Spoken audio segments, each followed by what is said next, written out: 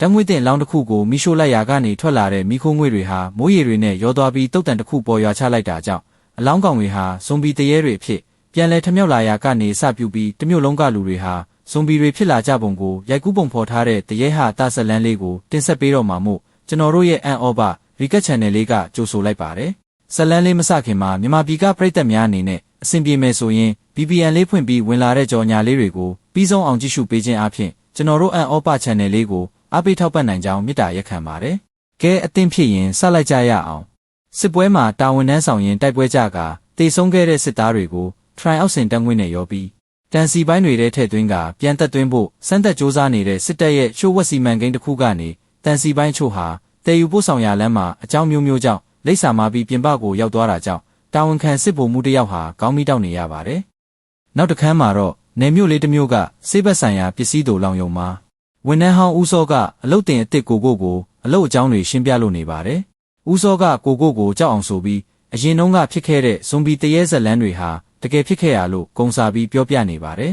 ်ဆေးကြောင်းသားတွေရဲ့တင်ထောက်ကူရိုးချောက်အတုတွေနားရောက်တော့ယောက်ျားရိုးစုမှာဓာလေးတွေပါတက်တယ်မိန်းမရိုးစုမှာတော့ဓာလေးမပါဘူးဆိုပြီးအလုတ်တင်ချတိတ်လေးကိုတက်ရောင်ကားဆရာကြီးလောက်ကရေခဲတိုက်ထဲခေါ်သွားပြီးဆေးကြောင်းသားတွေကတခါတလေမှာအတုတွေနဲ့ပြီးမလာပဲအစ်စ်တွေနဲ့လက်တဲ့ဆန်းကျင်ကြတာကြောင့်ဒီလိုပိုင်ရှင်မဲ့အလောင်းတွေကိုလည်းစီစဉ်ထားပေးရကြောင်းလိုက်ပြပေးတယ်စစ်တပ်ကမာရင်ပို့ဆောင်လိုက်တဲ့ဓာတုပစ္စည်းပါတဲ့တန်စီပိုင်းတွေဟာသူတို့ကိုတောင်အောက်ထက်မြေအောက်ခန်းမှာရှိနေတယ်ဆိုပြီးတွားကြည့်ကြပါတယ်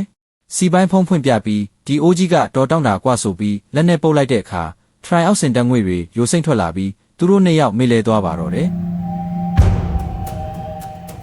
အဲ့ဒီအစိတ်တက်ငွေတွေကြောင့်အနီးနားကအေးကန်းထဲမှာတင်ဆေးထားတဲ့အလောင်းတစ်ခုကိုလည်းပြန်လဲတက်ဝင်လာစေခဲ့ပါတယ်တစ်ချိန်တည်းမှာပဲကိုရဲ့ရေစာပိုနဲ့တငယ်ချင်းတစုတို့ဟာကိုလှုပ်ဆင်းတာကိုလာဆောင်ရင်အနီးနားကတုတ်တန်တစ်ခုတည်းသွားကတောက်စားပျော်မြူးလို့နေကြပါတယ်ဒီလိုနဲ့ပဲကိုတို့တတိပြန်ရလာတဲ့အခါစီပိုင်းရဲကကောင်ကြီးပြောင်းနေပြီး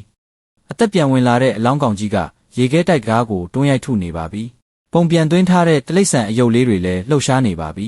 ဒီလိုဝုန်းတိုင်းကျဲနေတဲ့အခြေအနေတွေကိုမထိန်နိုင်တော့တာကြောင့်အလုရှင်တထေးကိုဟယ်လိုဘောစီရေဟောဒီမှာပြဿနာလေးနဲ့တက်နေပါတယ်ဆိုပြီးလမ်းအကြောင်းကြားရပါတော့တယ်ဆေးကိုတောင်မှာပိုင်ရှင်တထေးရောက်လာပြီး၃ယောက်သားပေါင်းကအဲ့ဒီဇွန်ဘီကိုတတ်ဖို့ကြိုးစားကြပါတယ်ဇွန်ဘီရဲ့အုံနောက်ကိုဖောက်တာကိုလက်အင်္ဂါတွေကိုအပိုင်းပိုင်းဖြတ်တောက်တာမျိုးလုပ်ပေမဲ့အပိုင်းစတစ်ခုချင်းစီကဆက်လက်လှုပ်ရှားနေတာကိုတွေ့လိုက်ရပါတယ်နောက်ဆုံးမှာတော့အလုရှင်တထေးဟာအနီးနားကတုတ်တန်မီတင်ကြိုဆက်မှာအလုပ်လုပ်နေတဲ့သူ့မိတ်ဆွေသူ့ဘရာဇာကြီးစီထွက်လာခဲ့ကြပါတယ်တစ်ချိန်တည်းမှာပဲတုတ်တန်ထဲရောက်နေတဲ့ပိုတို့အဖွဲ့တဲကဆန်နီမဟာအရက်တွေမူးလာပြီးအင်ဂျီတွေဆွဲချုပ်ပြီးဖောင်ပြင်အကထကပါတော့တယ်အားလုံးဟာဝုန်းတိုင်းကျဲအမုန်းခဲနေကြတာမို့ရိုသူမရှက်မြင်သူရှက်ဖြစ်သွားတဲ့ပိုဟာစိတ်ညစ်ညစ်နဲ့အပြင်ထွက်လာခဲ့တယ်ကိုတယောက်ပြန်ထွက်မလာသေးတာမို့စိုးရိမ်စိတ်နဲ့ကိုတောင်ဘက်ကိုရှောက်သွားရင်းအထဲကိုဝင်ကာကိုလိုက်ရှာပါတော့တယ်တကြိုဆက်ထဲရောက်လာတဲ့တထေးတို့အဖွဲ့ဟာသူ့ဘရာဇာကြီးကိုအကျိုးအကြောင်းရှင်းပြပြီးအဲ့ဒီဇွန်ဘီအပိုင်းအစတွေကိုမိရှို့ဖျက်ဆီးလိုက်ပါတယ်ဒါပေမဲ့အဲ့ဒီလောက်ရက်ကပဲပုံမကြီးမားတဲ့ဘေးဒုက္ခကိုဖိတ်ခေါ်လိုက်တယ်လို့ဖြစ်သွားပါတယ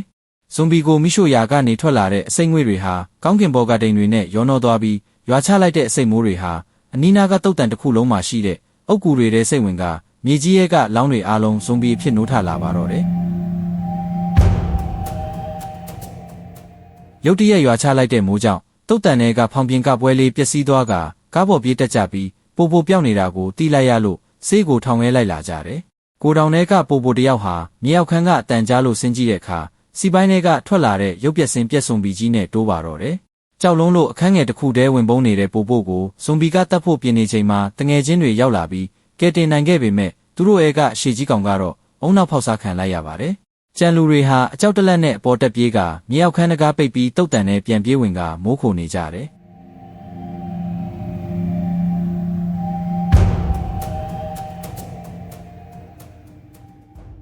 အဲ့ချိန်မှာပဲအုတ်ကူရဲကထွက်လာတဲ့ဇွန်ဘီတရေတွေကိုတွေးလိုက်ရလို့ဝါယုံသုံးကားကြောက်လန့်ထွက်ပြေးကြပြီးအုပ်စုကွဲသွားကြတယ်တယောက်တည်းကြံခဲ့တဲ့ဖောင်ပြင်ဆန်နီမလေးဟာဇွန်ဘီတွေဝိုင်းကြိတ်တာခံလိုက်ရပြီးအချိုမှုဖြစ်သွားပါတယ်အဲ့ဒီအချိန်မှာပဲအစိမ့်ငွေ့ထိမှန်ထားတဲ့ဦးစောနဲ့ကိုတို့ဟာတဖြည်းဖြည်းနေမကောင်းဖြစ်လာပါတယ်အခြေအနေမကောင်းတာကိုရိပ်မိတဲ့သူ့ဘရာဇာကြီးကဖုံးဆက်ခေါ်လိုက်တာမို့ဆေးတက်သားတွေရောက်လာပြီးစစ်ဆေးကြည့်တဲ့အခါမှာတော့သူတို့နှစ်ယောက်လုံးဟာတတိရှိနေသေးပေမဲ့ဆေးပညာအရတေဆုံးနေသူတွေဖြစ်နေပြီလို့ဆိုပါတယ်အဲ့ချိန်မှာပဲအုပ်စုကွဲသွားတဲ့ပိုတို့အဖွဲ့တဲကပိုပါ3ယောက်ကမီးတင်ကြိုဆက်ထဲဝင်ရောက်ပုံအောင်နိုင်ခဲ့ပြီး ပိုပိုဟာချစ်ရတဲ့ကိုမြင်လိုက်ရတဲ့အခါစိတ်မကောင်းဖြစ်ခဲ့ရတယ်။ကျန်နှစ်ယောက်ဟာပြေးလွှာရင်ဆေးကိုတောင်ငယ်ပြန်ရောက်သွားတယ်။ကိုထောင်ထဲရောက်တာနဲ့ရဲစခန်းကိုလှမ်းဖုံးဆက်နေတော့ဇွန်ဘီတစ်ကောင်ဝင်လာလို့ပတ်ပြေးကပုံနေလိုက်ရတယ်။လူနာလာကြည့်ပြီးပြန်ထွက်လာတဲ့ဆရာဝန်နှစ်ယောက်ဟာဇွန်ဘီတွေဝိုင်းတိုက်ခိုက်တာခံလိုက်ရပြီးစမုံတုံးခဲ့ပါတယ်။ဇွန်ဘီတစ်ကောင်ကအမ်ဘူလန့်ကားတဲ့ကဖုံးကိုကောက်ကင်ကဒီမှာဒဏ်ရာရသူတွေများနေတယ်။အမ်ဘူလန့်ကားတွေများလွတ်ပေးပါလို့စောက်ခွက်ပြောင်လိုက်ပါတယ်။တစ်ချိန်တည်းမှာပဲအပြင်မှာဘာတွေဖြစ်နေတယ်ဆိုတာကိုပိုပိုတို့ပြောပြလိုက်လို့တီးခဲ့ရတဲ့သူပရာဇာကြီးဟာစိုးရိမ်စိတ်နဲ့အပြင်ထွက်ကြည့်တဲ့အခါအဖြစ်မှန်ကိုကြုံတွေ့လိုက်ရပြီးအထဲပြန်ဝင်ပြေးတကားပိတ်လိုက်ကမိတကြိုဆက်ဆောင်မှာရှိသမျှတကားပေါက်တွေကိုရှိတာတွေနဲ့ပိတ်ဆို့ကာကွယ်ရပါတော့တယ်။ကိုရဲ့အခြေအနေတွေဟာပုံမဆိုးရွားလာတာမို့တငယ်ချင်းတွေကဇွန်ဘီဖြစ်မယ်ထင်ပြီးတက်မဲ့တကယ်ကဲလုံငရုံမှာအပြင်မှာဝင်းအောင်စူညံတန်တွေနဲ့အမ်ဘူလန့်ကားတွေထက်ရောက်လာတာမို့အပြင်ကိုချောင်းကြည့်လိုက်တဲ့အခါဖုံးဆက်လို့ရောက်လာတဲ့အမ်ဘူလန့်ကားတဲ့ကလူတွေကိုဇွန်ဘီတွေကဝိုင်းတိုက်ခိုက်နေတာကိုမြင်လိုက်ရပါတော့တယ်။ဇွန်ဘီတွေဟာတကားတွေကိုဖျက်ဆီးဝင်ရောက်လာကြတာကြောင့်သူတို့တွေပြန်လဲခုခံကာကွယ်ကြရတယ်။အဲ့ချိန်မှာဇွန်ဘီတစ်ကောင်ကိုဖမ်းမိပြီးစစ်မေးကြည့်တဲ့အခါမှာတော့ဇွန်ဘီတွေဟာသူတို့ရဲ့ပုတ်ဆက်နေတဲ့ခန္ဓာကိုယ်ရဲ့နာကျင်မှုကိုတက်တာစေဖို့အတွက်လူအုံနောက်တွေကိုစားရတာဖြစ်တယ်ဆိုတာကြားလိုက်ရလို့ထိတ်လန့်စရာအမှန်တရားကိုသိလိုက်ရပါတယ်။တစ်ချိန်တည်းဆိုသလိုဖောင်ပြင်ဆန်နီမဟာမျိုးရဲသွားပြီးပတ်မွေခဲ့တာကြောင့်မျိုးရဲကလူတွေလည်းဇွန်ဘီတွေချစ်ကုန်ပါပြီ။ကိုထောင်ရဲကနှစ်ယောက်ဖုံးဆက်လို့ရောက်လာတဲ့ရဲနှစ်ယောက်လည်းစမုံငုံခဲ့ရပါပြီ။ကိုဟာဇွန်ဘီအဖြစ်အသွင်ပြောင်းလာပြီးသူ့ရေးစားပို့ကိုတောင်ပြန်စားဖို့စူးစမ်းလာတဲ့အတွက်သူ့ဘရာဇာကြီးကအချိန်မီတားဆီးနိုင်ခဲ့ပြီးအခန်းတစ်ခုမှာတကားပိတ်လောင်ထားခဲ့ပါတယ်။ဦးစောကတော့သူကိုယ်တိုင်ဇွန်ဘီမဖြစ်ချင်တာကြောင့်သူ့စိတ်ကိုထိန်းချုပ်နိုင်တော့မှပဲမိတင်ကျုပ်ဆက်ထဲကိုခုန်ချပြီးကိုအဆုံးစီရင်သွားပါတယ်။ဆေးကိုထောင်မှာရောက်နေတဲ့နှစ်ယောက်ကိုသွားခဲ့ဖို့ပိုင်ရှင်တထေးနဲ့မဲကြီးတို့ဟာအရဲစွန့်ကခက်ခဲကြားကနေကားမောင်းထွက်လာခဲ့ကြပြီးအဲ့ဒီကိုဘေးကင်းစွာရောက်ရှိခဲ့ကြတယ်။ဇွန်ဘီဖြစ်သွားတဲ့ရဲသားကစကားပြောဆက်ကောက်ကင်ပြီးဟယ်လိုလက်ထမကြီးကန်းကြားလားဆိုကအင်အားထက်လို့ကြောင်းပြောလိုက်တာမို့ဘာမသိညာမသိနဲ့ရောက်ချလာတဲ့ရဲကားတန်းကြီးဟာဘီတို့ရဲ့မာယာကြော့ကွင်းနဲ့တဆင်းရရှာပါတော့တယ်။ဇွန်ဘီတွေတဖြည်းဖြည်းတိုးပွားလာတာကြောင့်တမျိုးလုံးအုပ်အော်တောင်းနှင်းဖြစ်လို့နေပါပြီ။မိတကြိုဆက်မှာလဲဇွန်ဘီကိုဟာတကားရိုက်ချိုးပြီးထွက်လာတာမို့သူ့ဘရာဇာကြီးနဲ့ပိုတို့ဟာခေါင်းမုံမျက်နှာကျက်ပေါ်တက်ပြေးပုန်းနေရပါတယ်။ကိုထောင်ရဲကနေအခြေအနေတွေရန်ဆိုးရွားနေတာမြင်လိုက်ရလို့ပိုင်ရှင်တထေးဟာမြေအောက်ခန်းစင်းကစီပိုင်းရဲကထွက်လာတဲ့ဇွန်ဘီကိုကိစ္စတုံးလိုက်ပြီးစီပိုင်းပေါ်မှာပါတဲ့ဖုန်းနံပါတ်တိုင်းစစ်တပ်ကရာရှိစီကိုဆက်သွယ်ပြီးအကူအညီတောင်းလိုက်ပါတယ်။တာဝန်ခံစစ်ဗိုလ်မှူးဟာဇွန်ဘီတွေမြို့ကိုသိမ်းပိုက်လိုက်ပြီဆိုတာသိလိုက်တာနဲ့ဇူလိုင်လ4 ရက်နေ့မနက်ခင်းမှာဒီမြို့လေးကိုနျူကလ িয়ার မြောက်နဲ့ပစ်ခတ်ဖျက်ဆီးဖို့အမိန့်ပေးလိုက်ပါတယ်။